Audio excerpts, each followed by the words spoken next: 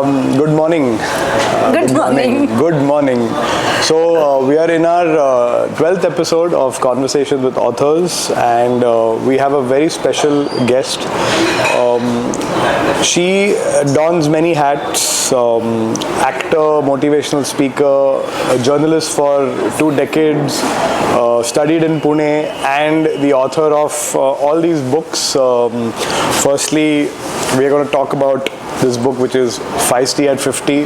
Really excited to unpack all of this in the next hour. And another very interesting book, which is Recipes for Life. We'll get into this in a bit. And some of the other books, which is Legacy, which is Devi, Diva and the She-Devil, and we have Gifted. So all these books are written by this very talented person sitting on the left-hand side. Her name is Sudha Menon. Welcome to Book Bar. It is so lovely being here. We are so happy for you to be a part of this. And I'm so proud that somebody in Pune thought of this. You know, I always used to think that Pune needs a more accessible book place where you can actually come, sit down, read a book without being constantly worried about, I have to maybe buy this book. Not always do you want to buy a lot of books and go home. Maybe you just want a space where you can come read a book, not feel, hustled into making purchases and stuff like that. Just, I used to live in Boston for a bit, and I used to go to Harvard Square, which is like really buzzing with bookstores, and I would spend an entire day there reading, and not once would I feel like I'm pressured to vacate the seat maybe, right, or make a purchase. Sometimes it's about, just having a space with a book. Right. And so I'm so glad this is there, and I love this backdrop. Thrilled that you liked it. I think, what we intended to do with this space was we go by this theme, pause with purpose. And the overarching umbrella for Book Bar has been slow living. And people always feel slow living means don't work. Yeah. But it is actually living with intention. Yes. And pausing with purpose to, be with yourself, yes, and books being the anchor. And yeah, so when I walked in here, I felt that you felt at home? I felt like this is like a little bubble where you can be. Great. So because outside is so busy that I stopped coming this way because it's so busy. So this is great. Good. So we'll unpack everything inside this bubble and get some very good insights. Okay. So you've done a bunch of things, and you've been a journalist for the first half of your life, right? Yes. Technically speaking. Yeah.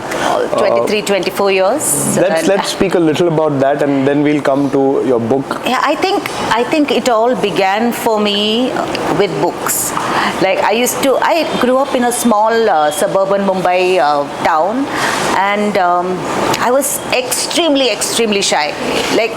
I was so friendless that, when my siblings and others in the community we lived in, they would all go off to play in the evening, and I would have, I was so shy that I couldn't step out and say hi or whatever it is that kids do to make friends and play. I could never do that, and so most of the time when they were all out, I would be sitting we had a very beaten up sofa in our house because 4 siblings, and I'd just sink there, and my father had filled up the house with books because he's a great book lover. And so inevitably every evening I would pick up one book from his we didn't have a bookshelf. The books were all over the place. Right. Everywhere there were books. Right. I just pick one and read. And I don't know when it happened, but gradually, as I began reading, gradually over the months, years, I started dreaming of one day having a book with my name on the jacket. And it was an audacious dream. Even now, I think it was a very audacious dream because there was nothing in our lives at that point which could add up to me becoming a writer and having a book published in my name. Right. We were middle class people. My father was a government employee, and there was a lot of emphasis on studies. Right. But what are the chances that a girl who could barely talk 2 sentences with confidence would publish a book? So I Right. never told that. I never shared that dream with anybody. Right. And then college came, and I started writing in the college magazine. And my work was actually, I used to write humor. And for some reason, people seemed to like what I wrote. And so I think in the last year of I did a political science major in Mumbai. In the last year of that graduate degree, I decided I would do a journalism degree. And in those days, the only very good quality journalism degree was here in Pune. Ranade Institute, Right. the Pune University course. And I came here, and I think that was a turning point in my life. I took to news reporting like fish to water. Like, I loved that I could go out, find people, talk to them, I think it begins with gaining somebody's trust. It's only when somebody trusts you that they'll come out with what they wouldn't tell anybody else. Right. So I started realizing that people trust me innately with their stories. And those stories started appearing in newspapers, the front page of a newspaper with my name. That, I think, was for me very, very important. Very important because of what my childhood was. I was invisible in my childhood. I was voiceless, I was friendless, I was shy. And suddenly all these people saying, hey, I saw your name in the paper today. Hey, I saw your story, great story. It was validating. It was, yeah. And I think we don't understand enough how much validation a child requires. We live in such a world today. In the past, nobody thought that was important. But now, when I look back, I realize that children bask in validation. That's why we have to keep encouraging whatever it is that they're doing. Tell them you can do it. I mean, my story ended with it was a happy story for me, because journalism gave me a voice, visibility, an identity, and it is one of my life's biggest joys that the publications that I worked for in the 23 years that I was a journalist were some of the country's most respected. So I worked for the Hindu, I worked for Mint, Hindustan Times' business newspaper. I worked for Independent, Mr. Vinod Mehta's startup newspaper. So everywhere I was part of a startup, and that also, I think, gave me increased confidence that I was part of a team that set up something path-breaking. It shows in the way you talk, in the energy you bring.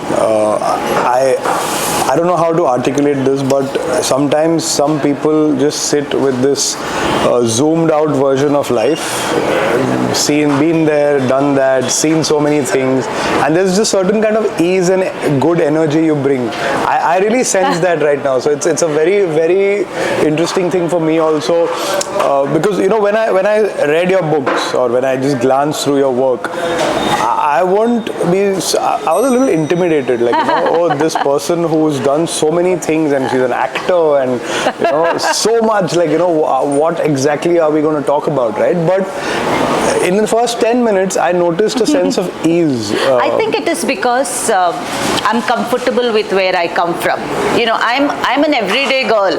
I'm an everyday woman. I'm a regular person. And I think that makes all the difference. If you live in an ivory tower, then that's the only perspective you'll have. But I have been really the girl on the wrong side of the tracks. Literally, like, I was a railway employee's daughter. So railway employees live, their housing is always right next to the tracks, wherever it is. So I have seen the world at very close quarters. Also, as a journalist, when Babri Masjid happened, and when Bombay burst into flames and rioting, I was there reporting from On ground. And I was there at a time there was none of this breaking news. Right. So you I'm really talking had about the to- 90s. Like you really had to go there, see what is happening, and it changes you in many ways. You know, seeing piles of bodies. You know, in a government hospital morgue, and faceless people who till just the other night were neighbors and friends and relatives, and suddenly something political which they had nothing to do with happens in their lives, and they are not even, you know, everything, you lose everything. Yeah. There was an incident of one of the media colleagues who was actually like 1 second away from being from having kerosene poured on him and set up during the writing, because he was from a certain religion. So when you see all of that, I think you sort of it changes you in many ways, and you sort of ground yourself that this is what you are. You're so insignificant. You're just such a small speck, and I think that gives you.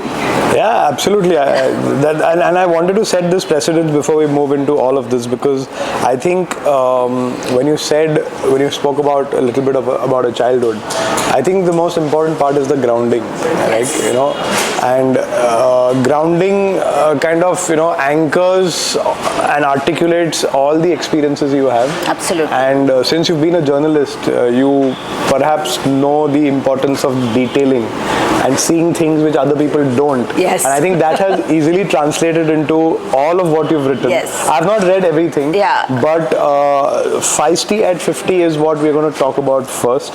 We'll circle back to journalism and all of what happened on FC Road, because it's a Yes. full circle, right? You studied here and now you're having a conversation on FC Road Yeah, at it's Book Bar surreal, discussing really. your book, Yeah, right? it's surreal, So yeah. I think that is something which I feel is very poetic. But I know the theme of Feisty at 50, but for our online audience, what is this book about? And what does Feisty mean to you? Feisty means unputdownable. I'm not going to be put down by anybody and anything, whether it be a person or a circumstance or a condition, anything. Like, I like to believe I'm unputdownable, I'm unstoppable. And Feisty to me means choice.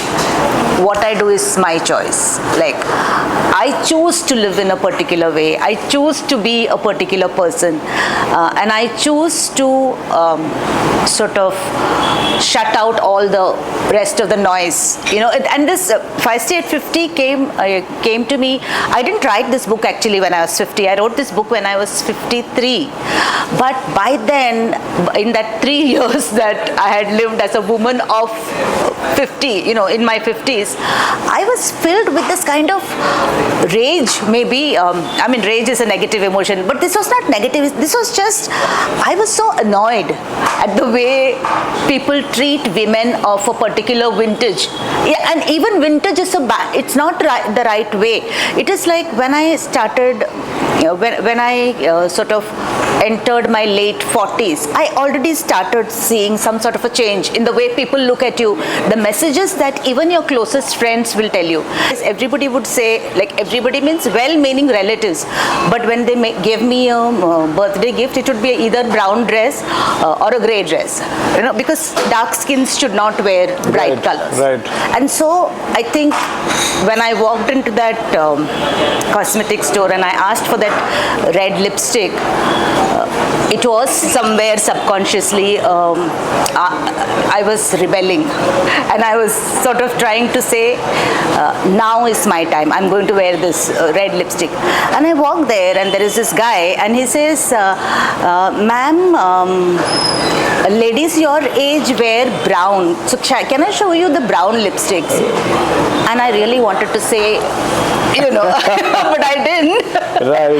But I said, no, I want that red lipstick. And he showed it to me, but he had that look on his face, for God's sake, like she's old. Now that is the thing, you know, she's old. She should not be wearing red. And I wore that red lipstick and I walked into a group of a gathering of friends, and everybody says, oh wow, you know, the girls my age said, oh wow, and a few said, don't you think this is too bright? And I wanted to say, no, it's not too bright, this is what I feel now. I feel bright and empowered, and so this is me. But that guy, that pimply youth who stood at that counter selling, not wanting to sell me that red lipstick, I think he sparked off this sort of anger in me that no, you cannot tell me what to do, you cannot tell me what to wear. So when I wrote this book, one day, you know, my DM had a picture of somebody, a lady in a aircraft. She's on a flight somewhere and she's reading this and she's laughing aloud, and some woman who was also a passenger, she saw this and she took a picture and she said, you have written about all our lives in this book. We are all like this. We are all going through this. Right. So that is the story of Feisty at 50. Right.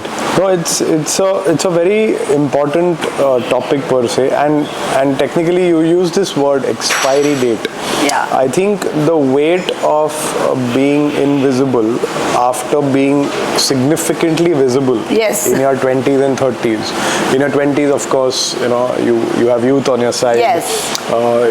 Perhaps a lot of people in India say get married during that bracket, and then you have kids, and you know, I'm just talking about the whole template, which is one career and all that. And I think by 50, you know, the kids have gone to school or abroad for studying, and you've done your duties, and then as you said, like, you know, now you can roll up your sleeves and you can feel that, okay, I have done a lot of that, and now it's my time. Now to define what my time is in a world which will, on the first impression, not give you the same, or not look at you the same way, or not perceive you the same way that how you were in the 20s and 30s, right? We all circle down to that, right? Absolutely. I think this is something which a lot of people, and I don't think it's just for women. I'll go a little bit extra. It's also for men, and it's also for a lot of people who are struggling with relevance. Yes. I think the key word here is relevance. Yes. How are you relevant today? In the age bracket you are in, right? And 50 is a point where, you know, you're confused, right, so to speak. This is what my interpretation is. Most people, now I wrote about Feisty at 50 from a woman's point of view, because we have always been the silent majority, always being the silent one, the ones who have just stoically got on with life despite whatever we've had to deal with. But have you seen, like, it is not surprising. I mean, like you said, that the children have grown up, they've gone away, or they've got married, and the women are just expected to slow down and be at home. And then the next step is grandchildren, and then you look after the grandchildren, and then you become older and older and fragile, and then you just silently pass into the night. But no, like, that was a long time ago. I know a lot of women my age who are grandmothers, who are doing phenomenally well in life. You know, they are good grandmothers, yes, but that is not the only thing that they do in life. They do so much more. And have you seen, I mean, because I'm now part of the entertainment industry, and this is something that really, it is really funny, and it's also tragic. But I get calls for various projects, and there are casting people who will call you and say, ma'am, बहुत अच्छा project है ma'am, लेकिन जरा old type का है. So I'll say, old lady type means, ma'am, 45. So 45 is supposed to be old, and ma'am, करेंगी आप? So I say, look, I'm well into my 50s, and I'm not old. So how Bollywood and how the ad industry, like the ad industry is in fact supposed to be the most progressive industry, but it is in fact the least. Like we are in our 18th century where I think that they are stuck there, you know. So a 50-year-old, every which character they call me for. If you're playing and women of my age, thankfully now it's like I think I'm pushing the change a bit, but otherwise when I get called for something, it's always mother or a principal or a judge, or at least the principal and the judge and all of that are empowered.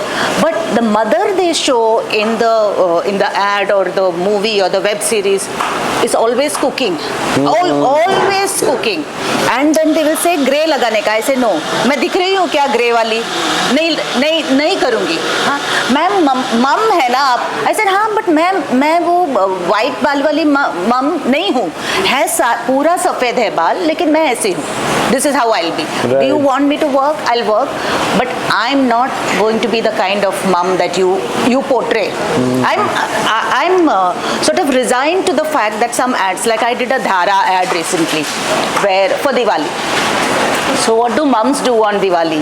They cook and they cook. So this entire ad had me fry bhajiyas and samosas and chaklis, while in fact I don't step into my kitchen other than to make a glass of chai, you know, a cup of chai. I don't. So I do that, but I draw the line at getting calls which say, ma'am Mother's Day का ad है, बहुत अच्छा ad है ma'am. I say, अच्छा what is the character? Ma'am Mother's Day है और आपके बच्चे आपको washing machine देते हैं.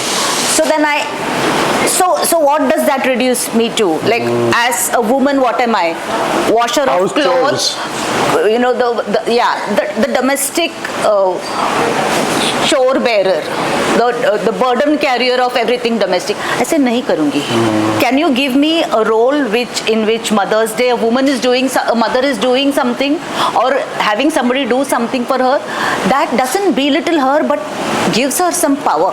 What is with this industry which is always gifting you refrigerator, washing machine, things to continue being the, you know, the classic burden domesticated carrier, version of what a woman is. So I politely declined those roles because I say no, you are putting her in a box, and I'm completely against putting anybody in a box, and I at least won't fit in that box.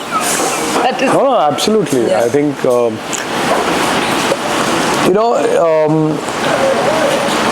I don't know how to put this, but I think as you said that you are now starting to give a voice to so many people who want to live unapologetically. Yes. So people could be married, people could be single, women. Right? Yeah. Does this come with a weight of responsibility also? Because the word feisty is interpreted in very different ways. As loose, right?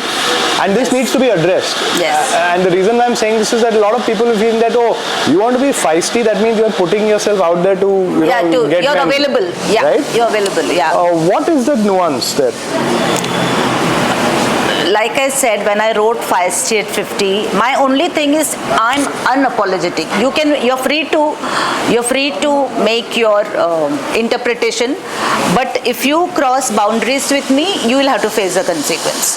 That is it. I think that women need to live life on their terms, and I think in many ways this book has been a great liberator for women of any age. You know, people buy it for themselves, or I've had so many book launches where sons are buying it for their mothers and saying that my mom has always lived saying log kya kahenge. Ma'am, 1 second. Yeah. Guys, what is happening here? Can you stop the conversation there? Sorry for this. No, it's okay. Life has to go on. This is no, but then we have to also understand. No, we are doing a podcast. Sorry. Okay. So, yeah, a lot. I think this book has helped many women live more empowered, liberated lives. You know, this has encouraged them to sort of drop all their inhibitions, shed the burden of expectations. Women bear a huge load of expectations which are said and unsaid. You know, the social conditioning is so strong that women have to live in a particular way. Women of every age has to live in a particular way. Right. Like when I was young, when I was a teenager, I would do this all the time. I was like, my legs would always be like this, and my grandma would say, don't do that. Good women don't do that. You are not supposed to sit like this, because that is seen as invitation. So there are so many things, like women are always told to behave in a particular manner. So you have to be always good, you have to be always pleasant, you have to not question the status quo. Is that necessarily a wrong thing? Because when someone has told someone to do something, maybe it comes from an experience, or like, you know. No, so, do you mean that one should not have a decorum? No. Or one should not conduct their lives a certain way? No, not because at all. That's my question, right? Because everyone will feel like, okay, you know what, now I'm 50, no, I can just go and do anything I want to, and just because I've been responsible for so many years, let me just drop it and live my life, right? I'm not saying it's a right thing, wrong thing, I don't know who does it, that's not my point. I'm just trying to unpack what you want. You've mentioned what you want your readers to get to feel or get empowered, but just a little more on that part, like, and coming from your experience, like, you know, why you did what you did. No, I'm not at all saying that there has to be no decorum, or there has to be no. I'm not saying at all that women stop having responsibilities in their 50s. In fact, what I'm saying is that women, by the time they reach their 50s, have managed to do it all, because women, and I hate to say this, but women have all a bit of OCD. So they want everything perfect, you know. So everything is done perfectly, but by the time they are 50, they realize that they need some space too. Many women don't express this need, and that need slowly kind of builds up and becomes resentment, and then one fine day, there are a lot of grey divorces, if you have seen. That grey, my interpretation is because these grey divorces happen because nobody listened to her. Nobody thought she needed to be listened to. Nobody asked her, what do you want? Or do you want anything at all? And then one fine day, all of that resentment boils over, and she says, this is it. This is enough. And I'm out. Let me live for myself now. Let me have my individuality out. Yeah. So, and if that is what gives her joy, not just her, if that is what gives him joy, then so be it. But do you think this is in the context of an Indian template, especially, I wouldn't say tier 2, tier 3, but you see this in tier 1 as well. But since we've always functioned a certain way, families have functioned a certain way, do you think this resonates more to people who generally may feel that it's my duty to just serve, or, you know, the conditioning of what one has to do in marriage, you know, apne ke liye jeena hi nahi hai, mere liye to meri family. It's time to change, na? It's time to change, precisely, yes, absolutely. So that's why I wrote this book, that this is auto-fiction, like it is my lived experience, fictionalized a lot, but this is what, and this book is written from what I see around me. So many women and their lives, I've taken those experiences and mine, and there's a lot of commonality in every woman's life of every age. A teenager, if she is 30 and her friend is 30, their experiences are largely the same. Right. So I have put all of that here, and it is for the reader to take what he or she thinks is like relevant for her or necessary for her. If she's looking for motivation or inspiration, that is also there. I have put down my lived experience, and you take it and see what you can do with it. How much time did it take to write this? Or it was building up? It was building up. For the longest time it from was building up. the lipstick From the lipstick, yes. From event to when did you realize that, okay, you know what, I'm dropping this and from this day I'm going to be feisty, something like that. I started being feisty in my 40s. Right. But, then I was busy with a lot of other things. I was still doing the stuff that I needed to do before I could actually say, okay, here is my feisty self. So, yeah, by the time I was 50, I was like, done. The sharp drop in visibility was very evident. And by 53, it had built up so much, I said that I need to voice this. And so... And this is not the end of my story. So there is a 60-year-old me going to write a book. Oh, lovely. So that will be next year. No, but coming back to certain aspects of feistiness, do you think today, and honestly, because you've written it from a lens of a woman, but this is true for any individual, things like being fit, taking care of your body, things change, hormonal changes, Absolutely. right? In the world of Instagram and comparison, you are actually being exposed to younger women who All get the time. that attraction. All the time. And who Yeah. attract men as well, right? So what about that aspect of feeling comfortable with who you are, your body, your age, all of it? Because there are certain realities also, right? It is a journey that every woman has to make. Every woman and man now, men are also, I've realized now that men don't have it easy too. Men have it harder because I think a woman of 50 can say, look, I'm this way because I'm menopausal or I'm in perimenopause. But whoever has said, वो ऐसा है क्योंकि उसको andropause हो गया. You don't say. Nobody knows that men go through andropause, isn't it? So I think it is a men and women. We all change. Our bodies change. Our abilities change. A lot of things change, and it is a journey that we have to take. And the sooner we take cognition of the fact that things are changing in our lives and do everything that it takes to make that phase of your life meaningful and fulfilling, that it's better for us and Right. for the people who live around us. Right. So women, I don't think I was a very easy person to live with from my late 40s to my early 50s, because you are right in the middle of menopause and nobody knows anything about menopause. It is now that, I think the last couple of years, people have started speaking about menopause. So what is it that you exactly felt? What happens to a person? Yeah, let's make it easy for all our listeners also. I remember my late 40s. It just, there is brain fog all the time. There is a sense that you are hurtling into something that you don't know is what it is, but you feel overwhelmed all the time. You fly off the handle at the slightest, provocation.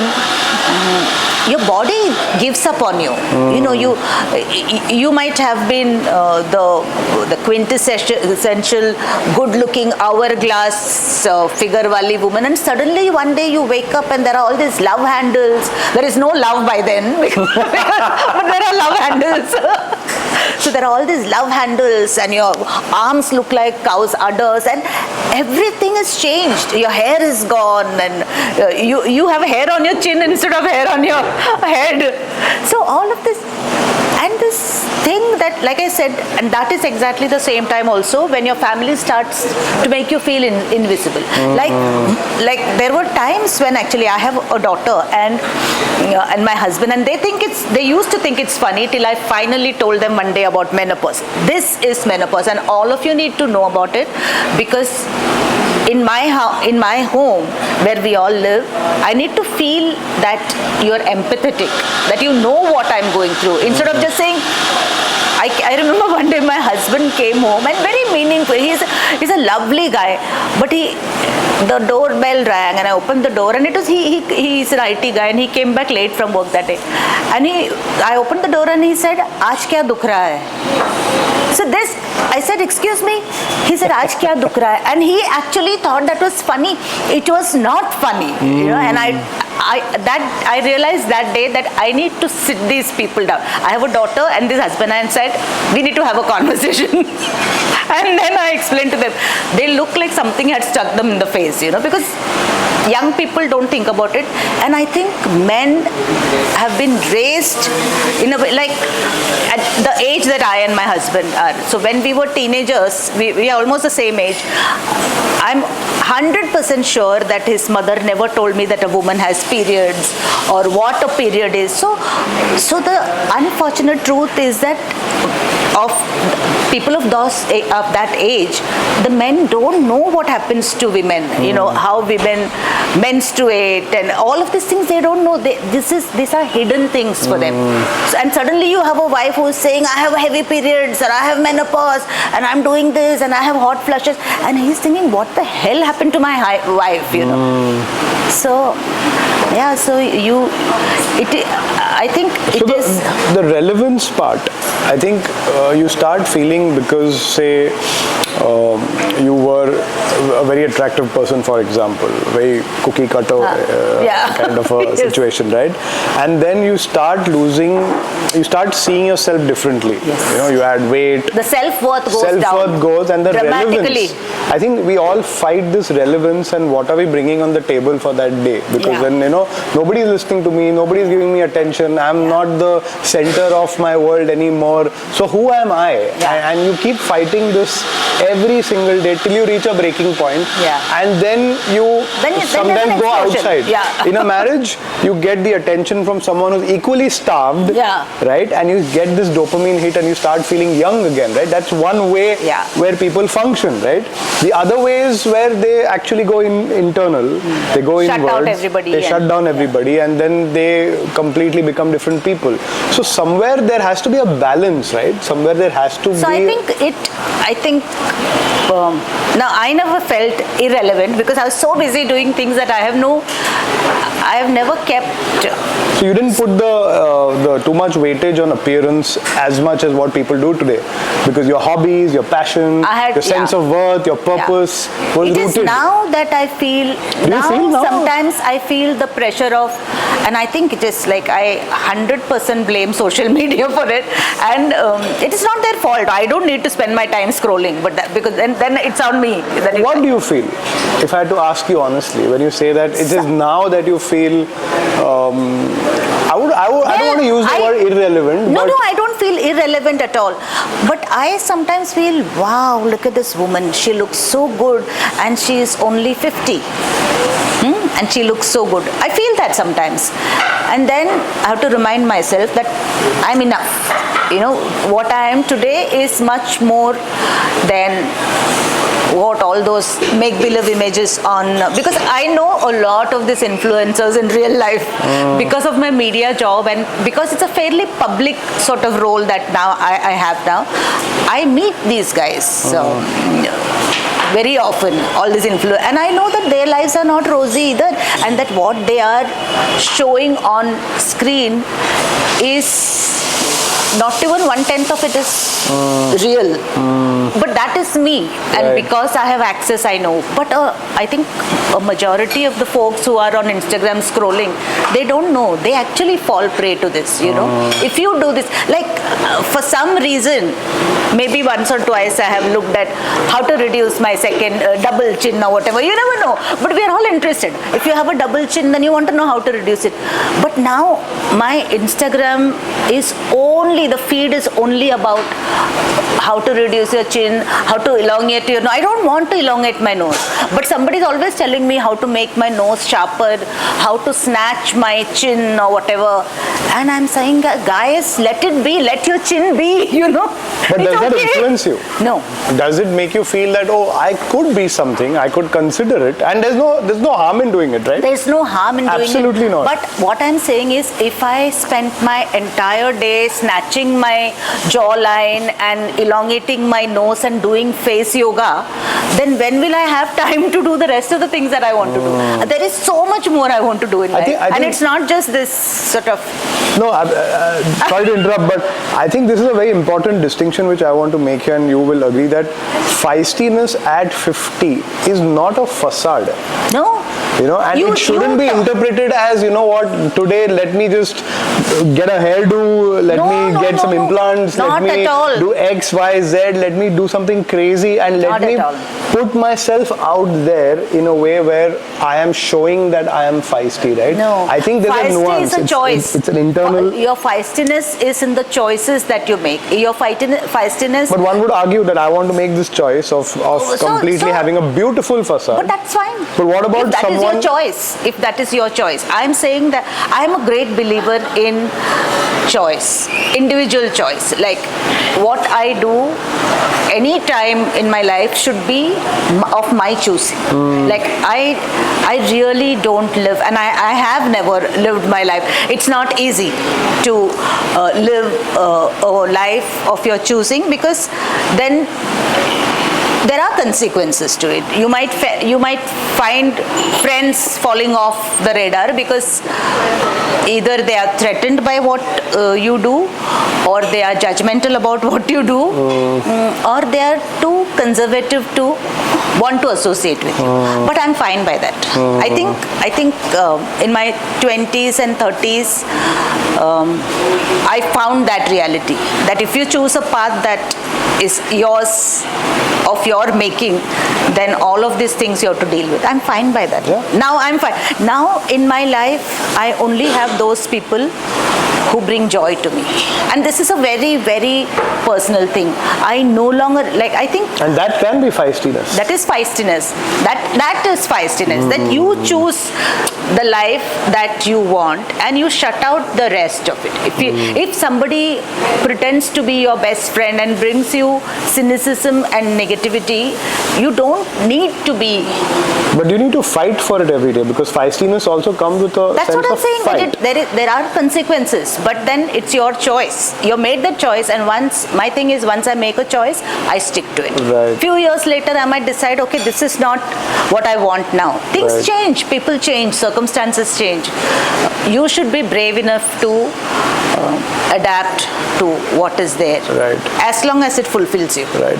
And one more point which I wanted to ask you is, I know everyone compares, we are human, right? But at this age bracket, how much of comparison weighs you down to be your most authentic self? Because at that time, you are with people who are pretty much like you. They've also been there, done that. And then it's a level playing field. Okay, now in my age, in my friend circle, who is getting attention, who is playing the status game, who still has beautiful hair, who is still looking young, and people get into that loop, right? What about that part? Because I think a lot of people will relate to this. Look. And it could be absolutely human that it is going to happen, and you got to face it, and you got to put it in your stride, and you still have to go back home and look at yourself in the mirror and be like, you know what, that was that, but I still am relevant, and I'm looking at myself, and I'm following my path. Look, I don't compare myself. I'm past that now. I don't, and I genuinely, if you have lived the life I have, then this question would be, you would never ask me this question, because I have really come out of nowhere. The place I have been, I would never expect to do anything in my life, anything at all. Just maybe, study, find myself some government employment, marry and live happily ever after. That is the only, and that would be a big thing, from where I come from. So very often I tell my husband, like last week I was shooting on location for one of the biggest movies that is going to be made coming out of India, one of the most successful franchises in Indian cinema. I was acting in that. Wow. So I think I called my husband at least 3 times to say, look, I can't believe this.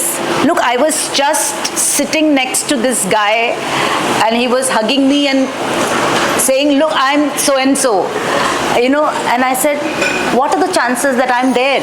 And he would say, you should have a little more self-worth. He always says that, you need more self-worth. I said, no, it's not about self-worth. It is about knowing how far you have traveled. And when you look back, you realize you have done so much with your life. And I actually began with nothing. Like my hands were empty. There was nothing. So whatever I have done in life, I have achieved through, of course there is divine grace, and there is, I really believe there is, because there is no other reason why somebody, another actor or another person who is also striving so hard is not getting a break. And I just get it in my lap, like, ma'am, would you like to join this cast? So I don't compare myself. Life has taught me that each one gets what they have worked for and what they are destined to get. I have over the years become a great believer in destiny. That you do everything, you do the hard work, you study, you upscale yourself, you do everything. But if you don't have that luck on your side, you get nowhere. So I think luck plays a big role in who you are, who you become, what you achieve. But I also think a little bit, and I'm scared to say this, but I also think that you can make your destiny by making the right, absolutely, by doing all the things required to give you that break. Another but point. like you said, do you compare yourself? So I don't compare myself, but I do have my weaknesses. There are times when I look in the mirror and say, I wish I didn't have this big belly, 3 tires on my waist I don't need, but I'm too lazy to go and stop eating and do 200 leg lifts or whatever. So I do whatever I can and then I just move on. So there are, every woman, every man, we all have our little weaknesses. So there is nobody who is completely, satisfied with who they are. And that is life, isn't it? But what about one thing which I've been thinking about it, okay, life choices, passion, hobbies, duty, all the external. But what about relevance with respect to sex? Attraction. You've lived all your life, and this is a topic which no one talks about, especially for someone between that bracket. Yes. Right? If you were in 20s and 30s and 40s, fine, understood, right? Things here and there. But from 50 to 60, what happens? I would love to talk more about it because I don't think anyone has this conversation. I don't know I've why said here, people. Yeah, I know precisely the question, right? And I think it's a great point of view to have everyone get access to. So if you think that your 60s are going to be the same as your 20s, you are setting yourself up for great disappointment. Really. So that is one of the biggest things that you learn in your 40s. Like I said in my book, that the only groaning and moaning from our bedroom now will be the groaning of the fan. There is no other groaning and moaning that is going to. But by that time, you have come to accept a lot of things. You have built a shared life together, and I'm not yet 60, but by the time you're in your 50s, you sometimes miss the great sex and all of that. But when you have sex, it's great. It is still great. But it is not like every day, oh my God. But does the desire still be relevant? There's a friend of mine who said, you can't be at it like rabbits when you're in your 50s. So at that point I thought, and she's much older than me, so she said this. And I said, why is she saying that? And now that I'm here, I realize that that is how it is. But you also realize that you don't really want to be doing, That. to be having sex every day, because you realize that love is also a lot about other things. Love is about dependability. Love is about concern for each The other. intimacy, Love the is definition about of that keeps togetherness. changing. Yeah, it right. keeps changing. Love is about togetherness. Love is about. I came home this time from this shoot, and this was a big milestone for me. Like everybody in my family is like, oh my God, like this one is in this film. And my mother, who always used to, like, my mother has dementia, but there are flashes when she is there, present. So she's always been not very happy with my acting career. She says, you are an author, and that is such a dignified thing to do. Why are you acting? Like, what are you doing?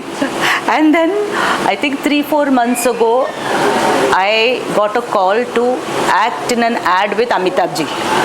And then, like, she's, oh, they wanted to act with Amitabh. Then I finally got, like, it's not, now it's all respectable and legitimate because Amitabh ji ke saath kare. So I went off for this shoot and I was over the moon. Like, I don't know how much of me will come in the movie, but that's film, a film is a director's and an editor's medium. So what eventually comes, nobody has control over. But that I got invited to be part of a movie, auditioned for it and got selected is a huge thing for fantastic. me. I came back from there and I reached home at 10:30 in the night from Chandigarh. And I came back and I sat down and had dinner, and then my husband, when I sat down finally, my husband came with a little box and said, this is for you. And it was a watch that I wanted forever and ever. I've always said, oh my God, I love this watch and I want this. And he had bought it for me, and that is love. So that is concern, and that he is celebrating a personal milestone for me. And he thought he took the time out from his very, very, busy schedule to go and get that watch. That is love. So it's not always about what you do. You can have great conversations in bed, and that's sometimes even better than sex. So that's no, but the my personal physical desire, does it reduce? Is it still there?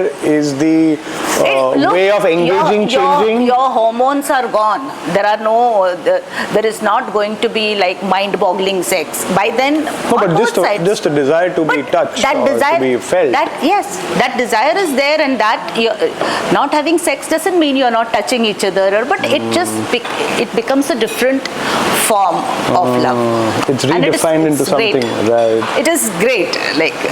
So I think, as you said it in the most unapologetic way, like if you're in your 50s and 60s thinking about how it's going to be in the 20s, you're setting yourself for a big disappointment. And of course, one should always keep evolving the relationship with intimacy, for example.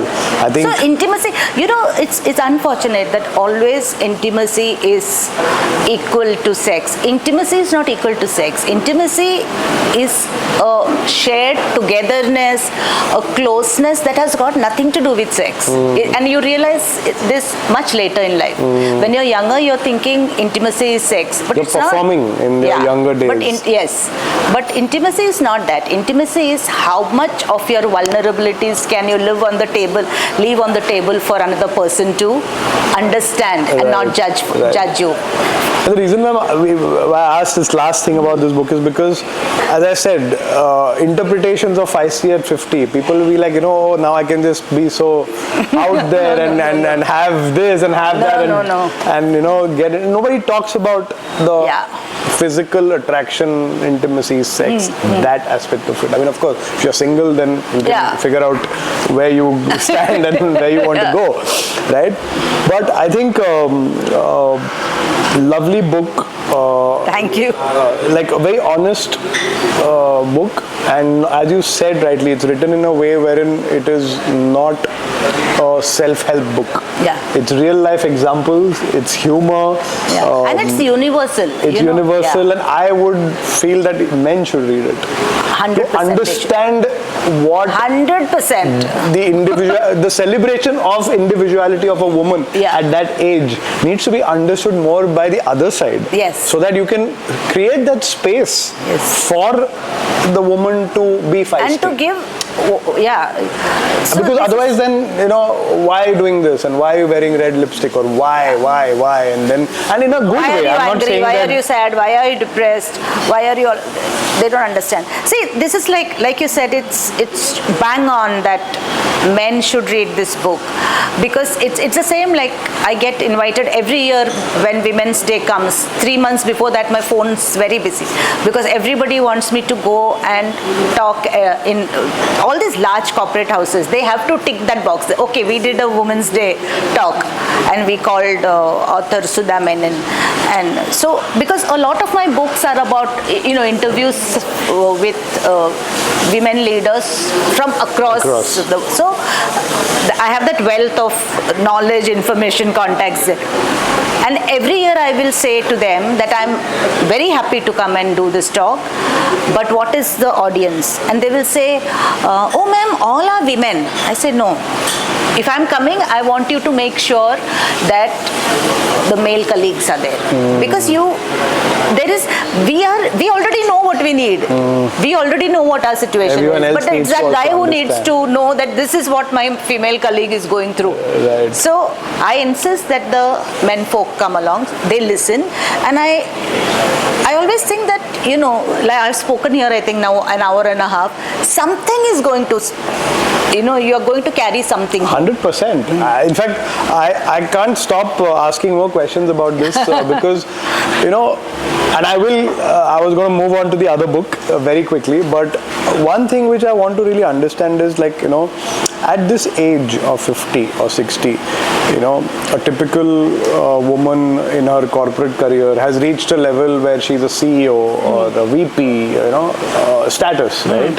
Earning money, power, so to speak. And also, I remember Sheryl Sandberg, that book, Lean In, and that created a big revolution, right? What does leaning in mean? And, this super mom, like, taking care of the kids, the family, but yet, attending meetings and board meetings and being on board, being a member of different boards, playing golf, traveling, too good, right? But what about someone who does not have that designation, has lived a very simple, honest life of, doing what she had to do as a role, and with her choice, raising up the kids, spending time at home, doing that part, and not necessarily attributing it to, okay, I need to, be a VP, for example.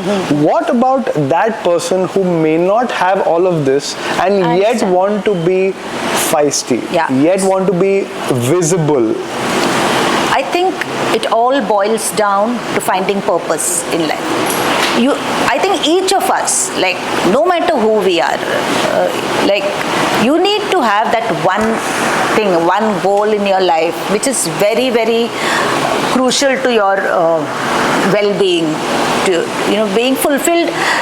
Being fulfilled need not be about wanting to become a CEO. Being fulfilled can just be about, I'm going to teach one girl how to speak English. That girl from the slum who I can spend 2 hours of my week with and teach her to speak English.